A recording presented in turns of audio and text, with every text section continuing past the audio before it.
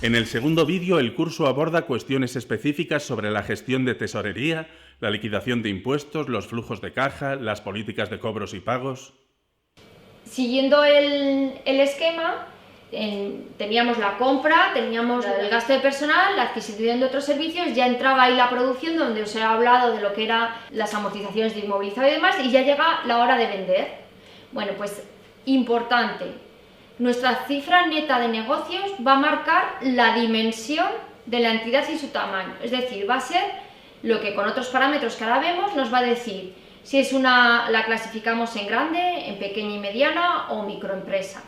Supongo que vosotros sois de ámbito reducido y no son ni grandes, serán o pymes o microempresas. Bueno, pues la cifra de negocios junto con el total de activos y el número de empleados es lo que va a dar lugar muchas veces a caracterizar a vuestra empresa y lo que os va a dar pie a poder acceder a unos tipos de subvenciones u otras.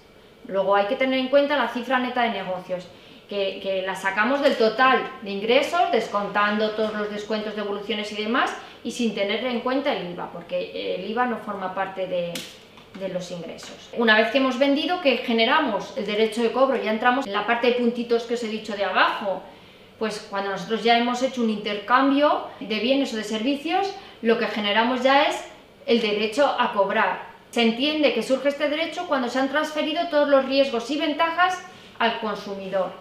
La mayoría de las veces es que la corriente real de bienes y servicios no siempre va ligada, o yo diría casi nunca, en el mundo empresarial va ligada a la corriente monetaria del pago del producto o servicio. Es decir, una cosa es cuando lo compro o lo vendo y otra cosa es cuando lo cobro o lo pago.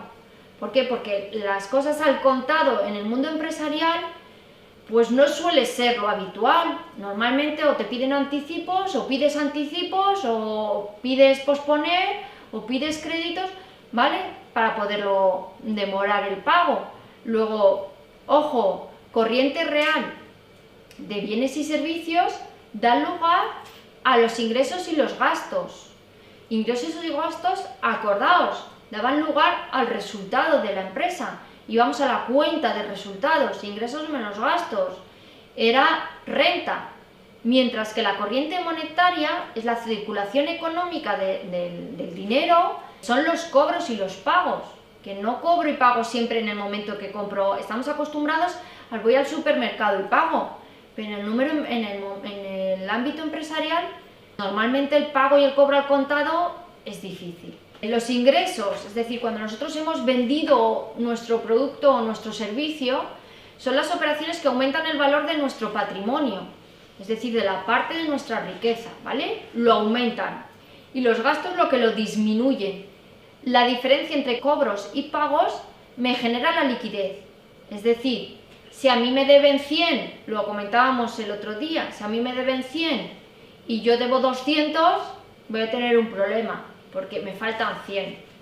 Sin embargo, si yo cobro 200 y tengo que pagar 100, pues tengo 100 ahí, ¿vale? Pues esa es la liquidez. La liquidez es el dinero contante y sonante, que hay que diferenciar con el resultado, que son los ingresos y los gastos, de cuando he realizado las ventas y las compras que yo he realizado.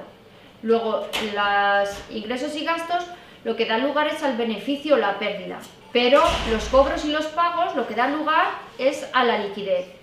Y como veis ahí que os he puesto, esa desigualdad no se cumple. El resultado no quiere decir que yo tenga la tesorería, ni que el ingreso sea igual al cobro, ni que el gasto sea igual al pago. Muy importante, cuando nosotros hacemos una venta, tenemos la certeza de que hemos hecho la venta, pero tenemos una gran incertidumbre de si esa venta se va a cobrar. Tenemos que asegurarnos que cuando hacemos una venta se va a poder materializar ese cobro. No consiste en vender para incrementar nuestros resultados, sino vender para incrementar nuestros resultados porque se han podido cobrar. Y luego también podemos pactar que aunque esa venta se vaya a cobrar con una demora en el tiempo, pero que esté materializado ya en un documento en el que el cliente se compromete a ese pago. Hay documentos como son, bueno, los cheques son al contado, pero tenemos los pagarés, las letras, Y entonces nosotros ahí ya tenemos un documento donde el cliente firma y reconoce esa deuda. Nosotros podemos negociar con nuestras entidades bancarias el poder gestionar por adelantado estos documentos y disponer de ellos antes de que el cliente haga efectivo el pago. Esto es lo que se denomina líneas de descuento con las entidades financieras, y nosotros podemos gestionar, igual que se piden préstamos y se pueden pedir líneas de crédito, pues también se pueden pedir líneas de descuento. Es prácticamente el mismo proceso. Te van a pedir la documentación, te van a ver qué riesgos tienes, te van a pedir documentación de los clientes para ver si son fiables o no, pero es una manera de articular que tú puedas tener una liquidez en un momento de apuro. Bueno, digo que remesas bancarias, cuando remesas es el conjunto de efectos que nosotros podemos presentar al banco. No hace falta que sean muchos, puede ser uno, pueden ser 3 pagarés. Son efectos que nosotros mandamos al banco para pedir que nos anticipen ese dinero. Bueno, nos metemos en el mundo apasionante del IVA. El IVA, ya sabéis que es un impuesto que recae sobre el consumidor final. Es decir, el sujeto pasivo del IVA es el consumidor final, no son las empresas. No son los intermediarios de todo ese canal que hemos visto de compro más, vendo. Si estamos en mitad de la cadena, nosotros no somos el consumidor final y por lo tanto no somos el sujeto pasivo del IVA. Sí es verdad que según se va añadiendo valor en el proceso, se va haciendo una cadena en la que el IVA se va incrementando. Si yo compro y vendo un poquito más caro, pues ahí se va el IVA se va añadiendo sobre los servicios prestados anteriormente. El consumidor final es el sujeto pasivo.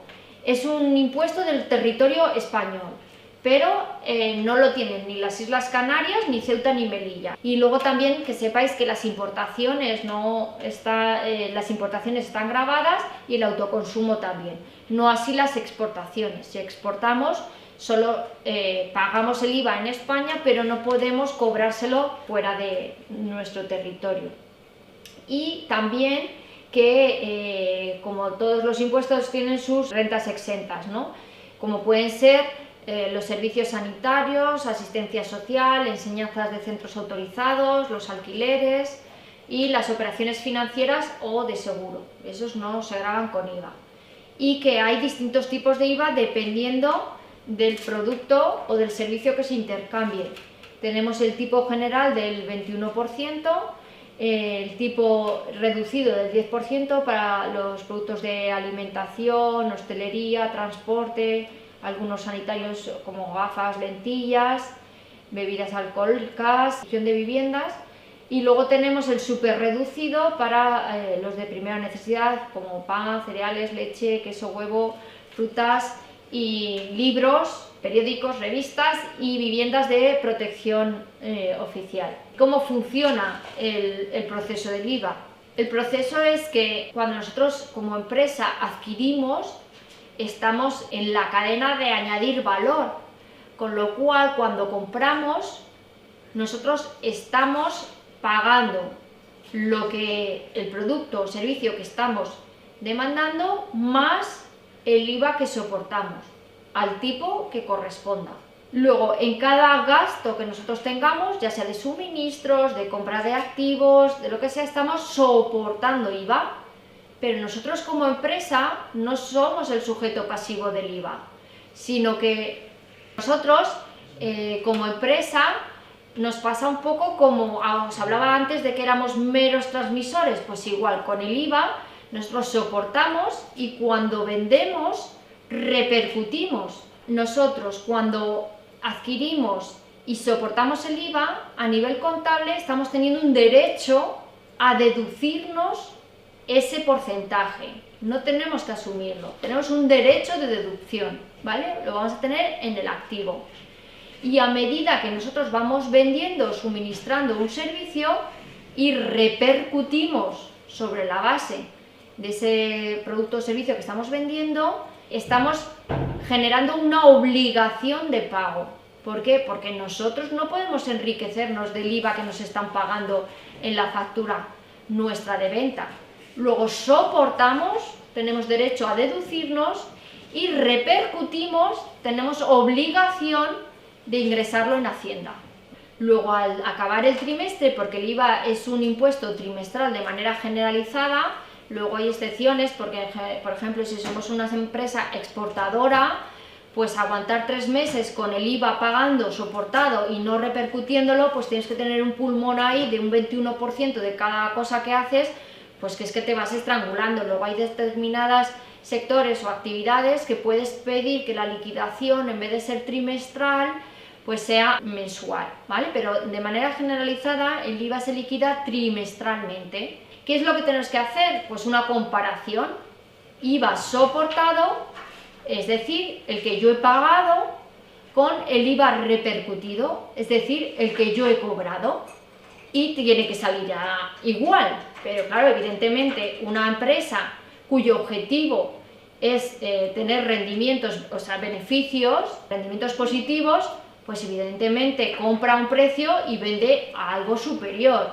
Luego lo más normal es que no salga a ingresar, a pagar. ¿Por qué? Porque le has cobrado a tus clientes un porcentaje de IVA mayor del que tú has soportado cuando has pagado a tus proveedores. Aquí os he puesto un cuadrito más visual a lo mejor para que veáis que a la hora de liquidar el IVA trimestralmente, que por cierto se liquida los 3 meses vencidos, y el impuesto hay que presentarlo el día 20 del mes siguiente, ¿vale? Es decir, si es el primer trimestre, enero, febrero, marzo, pues lo presentaremos el 20 de abril. Todos son el 20 menos el último trimestre, que es el 30 o 31 de enero. Comparamos el IVA repercutido y el IVA soportado. Si sale la declaración positiva, pues tenemos que pagar. Pero bueno, pagamos porque en realidad lo hemos cobrado, lo deberíamos haber cobrado, ¿vale? Porque se supone que nosotros no somos el sujeto pasivo de ese impuesto, no va destinado a nosotros. Hemos añadido valor al proceso y por eso lo ingresamos. Y si por contra hemos repercutido menos de lo que hemos soportado, sale la declaración negativa, pues compensaremos con periodos posteriores, y si en el último trimestre sigue saliendo a nuestro favor, pues entonces ya solicitamos la devolución. Muy importante recalcar que el IVA no engrosa la cifra de negocios, o sea, no nos sirve para aumentar lo que os comentaba, la cifra de negocios, ni siquiera tampoco para meterlo como gasto, es gasto deducible, ¿vale? Por lo tanto, hay que quitarlo. Y no tiene efectos en el resultado, por tanto, y su afán es mero recaudador. Es decir, el Estado, igual que pasa con las retenciones de IRPF y con los de la Seguridad Social, se aprovecha del entramado empresarial para servir de canalizador de esta renta. El efecto pues, que provocan las empresas, por un lado, cuando tú quieres deducirte, por lo tanto vas a tener interés de tener bien contabilizadas todas las facturas de compra, porque quieres tener ese derecho a deducirte, y también vas a tener muy bien registradas las ventas que realizas, porque tienes que tener ese escalón cubierto también, el de la declaración del IVA. Y vuelvo a hacer hincapié en que luego anualmente hay otro, no es impuesto porque no nos provoca ninguna obligación de pago, pero sí que es un requerimiento a nivel administrativo de presentar las declaraciones de operaciones de más de 3.000 euros, tanto de proveedores como clientes, y ahí es donde va a casar la administración los datos que suministramos a ambos lados. Luego, la importancia de llevar bien la contabilidad en sus fechas, porque claro, van a casar nuestros datos. Luego, si no casan nuestros datos con el cliente y el proveedor, pues nos va a provocar o nos puede provocar una inspección. La gestión de tesorería, activo, corriente, la parte inferior del balance de situación. ¿Cuáles son los objetivos? Pues minimizar la gestión del activo corriente, que puede generar liquidez. Para ello, el saldo inicial de tesorería, ¿qué pretende? Pues gestionar las fuentes de financiación con la cantidad necesaria y al coste mínimo. Bueno, pues si tenemos unos pagarés y decidimos descontarlos, es porque necesitamos liquidez, no por el hecho de tenerlos en el cajón. En el cajón no tengo ningún coste, y si lo llevo al banco sí voy a tener un coste. Gestionar eficazmente los cobros y los pagos, los plazos y las demoras. Si yo tengo que pagar este mes tanto y tengo que cobrar tanto y lo que tengo que cobrar lo tengo justo para lo que tengo que pagar y no llega, pues estoy vendido. Luego hay que gestionar muy bien los plazos y controlar las demoras. Conseguir equilibrar los niveles de liquidez necesaria y rendimiento deseable para mantener una tesorería ociosa próxima a cero.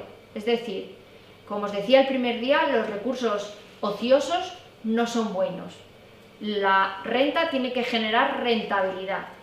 Los dineros parados, por mucho que nos cueste, no crea movimiento, no genera riqueza, nos da seguridad, pero no genera riqueza. Luego, los recursos ociosos hay maneras de moverlos para obtener rentabilidad. Evitar los descubiertos, lo que llamamos siempre saldos negativos o números rojos.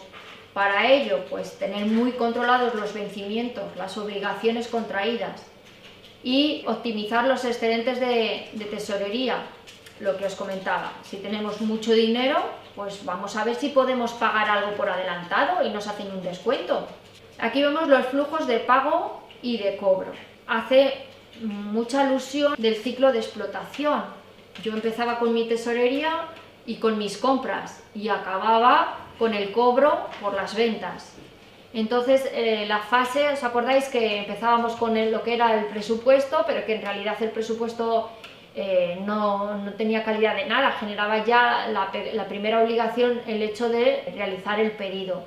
Luego con el pedido, desde este momento, es cuando nosotros cuando ya tenemos un pedido, nosotros realizamos un pedido, ya podemos empezar a hacer una previsión.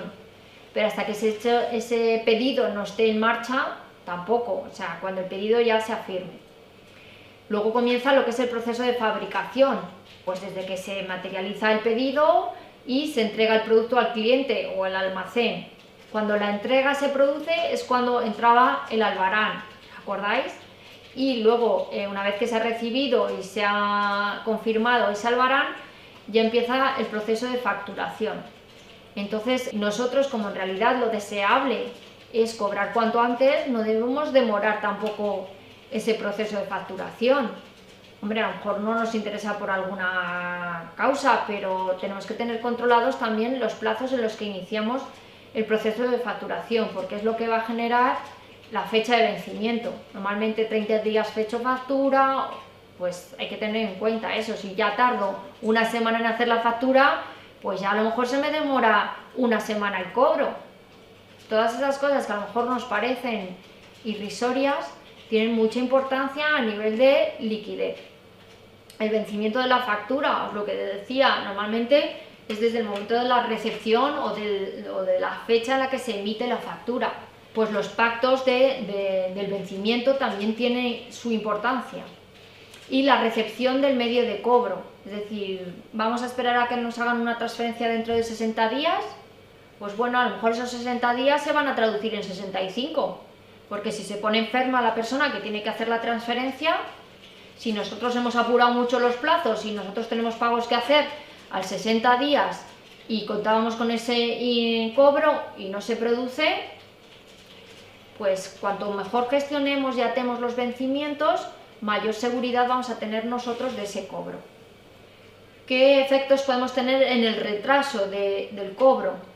Pues vamos a tener menos dinero en la tesorería, vamos a tener que tirar del crédito bancario y vamos a tener que pagar unos intereses.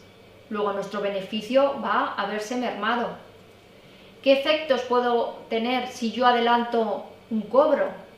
Pues voy a tener más dinero en tesorería, voy a usar menos el crédito bancario y voy a pagar menos intereses, con lo cual lo que os decía, intentad adelantar los cobros y retrasar los pagos. La finalidad de la política de cobros, pues cobrar puntualmente para reducir los impagos y los retrasos. Reducir los días de aplazamiento del cobro a clientes para minimizar esos gastos financieros que ello me provoca. Financiación del plazo del cobro de forma clara y precisa. fuera confusiones o excusas del cliente. Y es recomendable especificar en la factura no solo el plazo, sino la fecha exacta del vencimiento. Si vosotros mandáis la factura y abajo no indicáis ni vencimiento ni nada, el cliente, pues qué bien, ¿no? Ay, es que no sé cuándo vence. Luego, factura bien confeccionada y abajo vencimiento, día y forma de pago, ¿vale? Haya confianza o no haya confianza, porque es una manera de asegurarnos que está plasmado. La finalidad de la política de pagos, esto va al revés, pues intentar dilatar el tiempo máximo. Cuanto más podamos aplazar el pago, pues nos estamos financiando mejor. Definir esas formas, si es por cheque, por transferencia, por pagaré, el plazo, si es al contado o a 30 días, y se puede establecer, por ejemplo, si tenemos poder de negociación porque estamos en una buena posición, pues decir, no, es que mis condiciones de pago son a mes vencido los días 20 de cada mes. Pues bueno, pues para ti, para planificar tu tesorería es genial, porque sabes que los días 20, tal, si la factura llega antes del día 20, entra al mes siguiente, que no llega, tú si eso lo pactas con tu proveedor y te lo admite, pues tú pones tus condiciones. Luego los descuentos por pronto pago. Es decir, que si nosotros tenemos excedentes de dinero, porque se nos ha dado muy bien la cosa, pues oye, podemos hablar con los proveedores y decirle, oye, esta factura que tengo pendiente, si en vez de esperar a 30 días te la pago hoy, ¿cuánto me descuentan? A veces no caemos en esas cosas. Y igual que nos supone un coste financiero el querer cobrar algo antes por adelantado, pues aquí al revés. O sea, en realidad estamos teniendo nosotros ahí un descuento. ¿Qué nos origina una insuficiencia en la tesorería o un exceso de tesorería en cuanto a los créditos comerciales? Pues si tenemos una insuficiencia en la tesorería, tenemos que ampliar nuestra financiación. ¿Cómo? Pues retrasando los pagos o adelantando los cobros. Si no, no podemos sacar dinero de donde no lo tenemos. Si adelantamos las posibles consecuencias que podemos tener, pues el pago de descuentos por pronto pago o pago de intereses. Si tenemos exceso de tesorería, pues al contrario, vamos a hablar con los proveedores a ver si podemos saldar deudas pronto. Inclusive podemos ofrecerles, si tenemos algún cliente, retrasar los pagos a coste. Tampoco hay que ser, si tenemos un vencimiento y si lo queremos aplazar, podemos pactar con él, incrementárselo, si está de acuerdo a lo mejor le viene bien. Las categorías en el presupuesto de tesorería. Cuando nosotros hacemos el presupuesto de tesorería, tenemos que tener en cuenta que no todos nuestras partidas tienen la misma finalidad. Hay distintas partes, es decir, podemos tener actividades de explotación, que ya son los pagos y los cobros que generan la actividad principal nuestra, y esos son los que se van a llevar la mayor parte. Pero luego podemos tener cobros y pagos de actividades de inversión, es decir, elementos que hayamos comprado para nuestro activo no corriente, para utilizar a lo largo de distintos ejercicios. Pues tendremos a lo mejor un leasing o lo que sea. Pues no es lo mismo que si tenemos un pago de un suministro de agua, luz, ¿vale? Están en distintas categorías. Pero también tenemos pagos y cobros de actividades de financiación. Es decir, si hemos pedido, pues por ejemplo, una línea de crédito o hemos pedido una línea de descuento o un préstamo. Y luego tenemos otra categoría que es categoría excepcional, cosas que nos surgen, imprevistos, que tenemos que contemplar y tener imprevistos previstos. El saldo final del presupuesto de tesorería, pues al final nos puede dar que sea positivo o que sea negativo. Si es negativo, eso significa que nos hemos endeudado más de la cuenta, que tenemos más obligaciones de pago que derechos de cobro a corto plazo y que vamos a necesitar financiación de alguna forma. Entonces, estos indicadores he considerado que eran importantes. Por ejemplo, saber el concepto de fondo de maniobra. Ahí os lo he puesto, dice, analiza el equilibrio entre las inversiones y su financiación. Si retomamos nuestro balance, la inversión son los activos y la financiación son los pasivos. Pero este fondo de maniobra hace referencia a los cortos plazos, ¿vale? A la solvencia, es un indicador de liquidez. Luego yo cogeré el montante de lo que suma el activo corriente y cogeré el montante de lo que suma el pasivo corriente y sabré mi fondo de maniobra. Eso me dirá es, con lo que yo tengo o voy a cobrar a corto plazo, ¿tengo suficiente para pagar las obligaciones que tengo a corto plazo?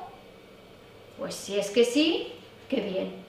Pero si es que no, tenemos que empezar a ver cómo nos financiamos, con los instrumentos que ya os he contado. Se puede partir un poco ya el análisis en algo más, ¿no? Es decir, fondo de maniobra económico, pues es lo que me sobra del activo corriente por encima de los pagos que tengo que hacer yo a corto plazo. Y el financiero es con los capitales permanentes, es decir, ahí sumamos los recursos propios, lo que era el patrimonio neto, y el pasivo a largo plazo. Ese es el fondo de maniobra financiero.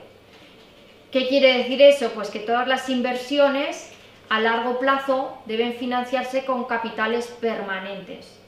Toda inversión a largo plazo, hombre, financiarla con pagos a corto, pues te vas a asfixiar. Tienes que tener una previsión de poderla pagar a largo plazo. Luego también me ha parecido importante que supierais qué es el punto muerto o el umbral de rentabilidad, ¿vale? Esto en cuanto al balance y o sea, el fondo de maniobra en cuanto al balance y el punto muerto o umbral de rentabilidad en cuanto a la cuenta de resultados. Ya sabéis, y vuelvo al primer día cuando hablábamos de renta y riqueza, ¿no? La riqueza era el balance y la renta, la cuenta de resultados. Bueno, pues el punto muerto, umbral de rentabilidad, es el volumen de ventas a través del cual la empresa no obtiene ni beneficios ni pérdidas. El precio empieza a fijarse calculando el número de unidades que hay que vender para que los ingresos totales obtenidos se puedan cubrir con los gastos efectuados. Ese es el punto cero. A partir de ahí ya empiezo a ganar. Luego, más en concreto y a lo mejor más claro, es aquella cantidad de ingresos que genera un margen o un porcentaje sobre las ventas igual a los costes fijos. Ya he cubierto los fijos y a partir de entonces ya puedo empezar a tener beneficio. Más abajo que os he indicado la fórmula, ya sabéis que el beneficio, eso ya lo sabéis, son ingresos totales menos costes totales. Y por lo tanto el punto muerto es en el momento en el que ni gano ni pierdo.